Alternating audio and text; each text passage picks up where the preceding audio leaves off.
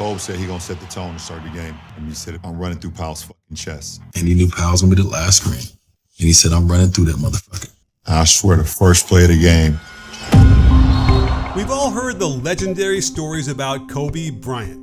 And one of the juiciest ones comes from Lou Williams, who swears he saw Kobe figure out how to shut down Steph Curry. We was playing Golden State, and this was when Steph was starting to catch fire. He was starting to turn into the chef. It's a great story, but did it really happen the way Lou remembers? Let's break it down. And he came in and he said, I found it. He just kept saying, I found it. So we kind of look at him. He don't like people standing on the side of him. He can shoot with you in front of him. He can shoot with you behind him. But on his side, he don't like that. I'm going to guard in the second half. Shut him down again. So after that, I was a believer. I'm like, everything that I've heard about Kobe Bryant is all true. So there it is. Kobe cracks the code. Steph doesn't like defenders on the side. But when Lou tells the same story with Byron Scott, the solution changes. He's like, I finally fucking figured it out. He said he can shoot with people on the side of him. He can shoot with people in front of him. He doesn't like anybody behind him. He don't like that. I'm gonna guard him second half. So by the time y'all came in, his mind was already made up. Yeah, he was set. Yeah, his mind was already made up, so he didn't care what nobody had to say about it. He felt like he had figured it out. So which was it? The side or from behind? Already the story is shifting. And here's another wrinkle. Lou only played one season with Kobe in 2015-16. By then, Steph wasn't just catching fire, he was the reigning MVP, about to become the first unanimous MVP in league history. And this was when Steph was starting to catch fire. He was starting to turn into the chef. He was already Chef Curry. But like I said, this is shaping up to be a great story, so I had to figure out which game he was talking about. We got another clue from Byron Scott earlier in this discussion. We were in Golden State, and we were playing the Warriors, obviously. And at halftime, I think we were down 6 points. Steph had about 10. Oh, yeah. Remember, Lou and Kobe were only teammates for one season, limiting us to one of a possible 4 games against the Warriors to go through. And Kobe didn't even play in the second game, so we had 3 possibilities. November 24th, 2015, Warriors led 54-38 at halftime. Let's take a trip down memory lane. This was a Lakers team that had Julius Randle, D'Angelo Russell, and even Roy Hibbert starting 81 games for them.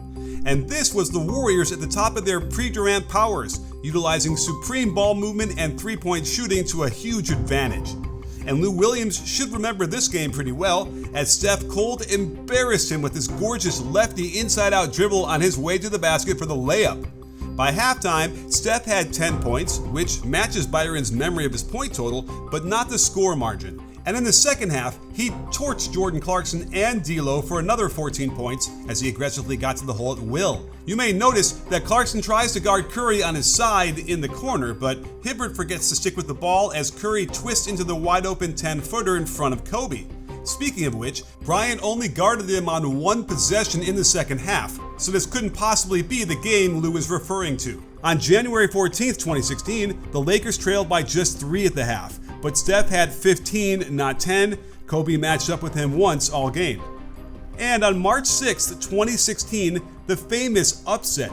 Lakers were up 60-49 at the break, and Curry had 13 in the first half by capitalizing on his off-ball movement and general unawareness by the defense, cutting off screens and then on his own to get some easy points.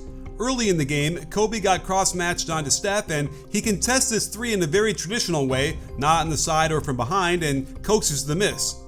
He doesn't guard him at all the rest of the half until the very end, where he switches off of Klay onto Steph. It looks like he's trying to stay on the side of Curry and influence him to the help from Hibbert, which works when Curry gives it up to Bogut, eventually forcing Draymond to be a dribble drive artist out top and throwing the ball away. Kobe switches onto Curry on this ball screen, Clarkson does a nice job to double and then gets another steal. And then on this possession, he's playing into the side, which invites the drive, and Clarkson makes a mistake to jump over and to help one pass away off of Klay Thompson of all people, but Curry doesn't make this pass, instead trying to use the side position against Kobe with the step back 3, and Kobe jumps right into Curry's body, sending him crashing to the floor and giving up 3 free throws. But this might be the moment where it clicked for Kobe. Even though it led to a foul on him, playing him on the side eliminates one whole direction Steph can go. I was excited to see how the second half would play out based on this realization, but we really didn't get any opportunities to see. He gets caught behind this screen and waves at Curry from behind, and the shot does miss. There was this possession where he's hanging on to Curry's jersey a little bit and doesn't call out the screen for Clay, who somehow misses the easiest shot he got all year long. You could consider this playing behind Curry, but in transition, this is most definitely not where you want to be, and Kobe lucks out when Curry blows the inside hand layup, or did Kobe block it? We got another chance on a switch as Kobe tries to deny the ball before getting screened off on the pitch to Curry, but the defensive 3-second violation deprived us of a chance to see how Kobe would have played this. And that was it. Kobe never guarded him the rest of the game and didn't play the whole fourth quarter. If we examine why Steph went 2 for 10 in the second half, this looks to me like very traditional defensive contests from the front. The kind where you lunge at him and hope he misses, since he shot over 45% on 11 threes a game that year and didn't miss many. I went through a few hundred of Steph's off-the-dribble misses from the season to see if there was any evidence of defenders trying to guard him from the side like Kobe did, but it was hard to find any.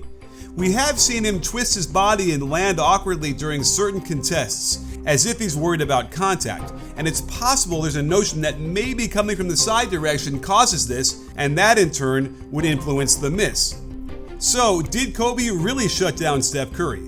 Lou says yes, Byron says yes, the numbers in the film say not exactly. As for that March 6th upset, yeah, Steph went quiet, and yeah, the Lakers shocked the 73-9 Warriors. But Golden State had 3 days off before that game in LA. And if you know, you know. LA nightlife is undefeated. Now, there was a game on November 1st, 2014, when the Lakers were down 6 at halftime in Golden State. That lines up with Byron's description. We were in Golden State, and we were playing the Warriors, obviously. And at halftime, I think we were down 6 points. Steph had about 10. Oh, yeah. And, yeah. Of course, Lou couldn't possibly remember this game like he said since he was playing for the Raptors at the time, and Steph lit them up for 20 points in the first half, not 10, and managed another 11 points in the second half. Our coach, our defensive coach, he runs our play, our defensive tape, and coach said, ho, coach, we can't guard it that way. No, we can't guard it that way. He's gonna kill us if we guard that way. And Kobe guarded Steph exactly once the entire game. What's undeniable is Kobe's mentality, the belief that no matter who stood in front of him, even Steph at the height of his powers, he could figure them out. And that belief might not show up in the box score, but it's why the story lives on.